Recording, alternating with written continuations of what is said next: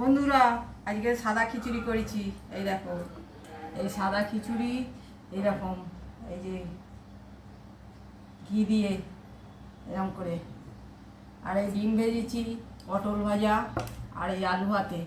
এই যে সাদা খিচুড়ি সঙ্গে এই যে গন্ধরাজ, দারুণ লাগে, তোমরা খেয়ে দেখবে। এই গন্ধরাজের ওপরের এটা দেবে শুধু, দারুণ সেন্ট। আমি একদিন ট্রাই করেছিলাম, দারুণ লেগেছে, ওই জন্য তোমাদের সেদিনকে দেখাতে পারিনি। এই যে আজকে দেখিয়ে দিলাম, এটা খেয়ে এরকম করে দেখবে।